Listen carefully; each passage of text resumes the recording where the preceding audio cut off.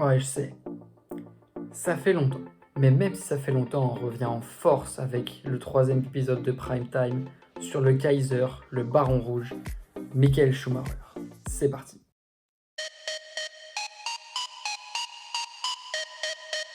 Et pour ce 3e épisode de Prime Time, j'ai choisi la victoire de Michael Schumacher à Barcelone en 1996, sa première avec Ferrari. Pour poser le contexte, Michael Schumacher est à l'époque double champion du monde de Formule 1, ayant gagné les titres en 1994 et en 1995 chez Benetton, et a rejoint Ferrari en début d'année 96. Mais l'Allemand rejoint une Scuderia en reconstruction qui n'a plus remporté le titre pilote depuis 1979 avec Jody Scheckter et qui n'a plus remporté le titre constructeur depuis 1983.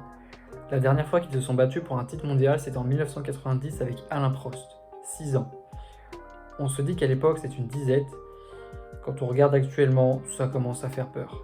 Mais Michael n'arrive pas seul au sein de la Scuderia. Il est rejoint par Jean Todt et leur objectif était de reconstruire la Scuderia. Le début d'année 96 n'est pas excellent. La Ferrari est vraisemblablement la deuxième force du plateau. Michael signe 2 pôles à Imola et Monaco, 3 podiums, une 3e place, 2 deuxièmes places, mais 2 abandons mécaniques et un crash à Monaco alors qu'il était en tête au premier tour. Arrive le Grand Prix de Barcelone. La qualification du Kaiser à Barcelone n'est pas aussi bonne que les 2 précédentes et il s'installe en 3e position sur la grille derrière les Williams. Petite précision, les qualifications se sont déroulées sur le sec et la course va se dérouler sous un déluge. 1996 claimed pole position by 0.43 from his teammate Jacques Villeneuve, the third Williams 1-2 of the year. Michael Schumacher, third in the championship and... Et le départ de l'Allemand est un cauchemar. Il manque de caler sur la grille, se fait passer par beaucoup de voitures et se retrouve presque englué au milieu du peloton. À la fin du premier tour, il est 6e avec 6 secondes et demie de retard à peu près sur Jacques Villeneuve qui mène la course. C'est pas trop mal, mais il y a beaucoup de boulot. Michael va alors se lancer dans une mission.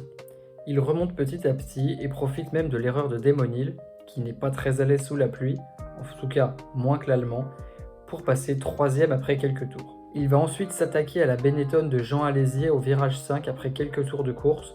Beau plongeon à l'intérieur, rien à dire, belle manœuvre. Notez également la trajectoire de Schumacher qui est différente de celle d'Alesi et de Villeneuve, beaucoup plus sur l'extérieur, là où il y a le plus de grip sous la pluie, comme Verstappen a pu le faire au Brésil en 2016 pour ceux qui s'en souviennent. Schumacher, who'd recovered from 9th to go back to 3rd, position he was supposed to start from on the grid. He soon made that 2nd. When he attacked Alesi down the inside, Alesi responded too late and Schumacher was through. L'Allemand surnage dans la piscine de Barcelone et va faire la même manœuvre sur Villeneuve après une dizaine de tours. Premier au bout de 10 tours et il a un rythme d'enfer. This is how Schumacher overtook Villeneuve, forcing him wide, taking the inside line and no way back for Villeneuve from that position. So Schumacher first, Villeneuve second, Alesi third, and Schumacher consistently quicker than... La différence est flagrante. L'Allemand est le meilleur dans ces conditions et tourne environ 3 secondes et demie au tour plus rapidement que Jacques Villeneuve. C'est exceptionnel et il va mettre un meilleur tour en 1:45.5. Un meilleur tour que personne n'approchera. Après ce meilleur tour réalisé au 14e tour, l'Allemand va remporter la course avec 45 secondes d'avance sur Jean Alesi, 48 d'avance sur Jacques Villeneuve, et met un tour au 4e, au 5e et même 2 tours au 6e. On ne se rend pas compte de la performance de Michael ce jour-là. Malheureusement, cette course ne lancera pas réellement la saison de Ferrari en 1996. La voiture reste bien inférieure à la Williams et elle a toujours ses problèmes de fiabilité.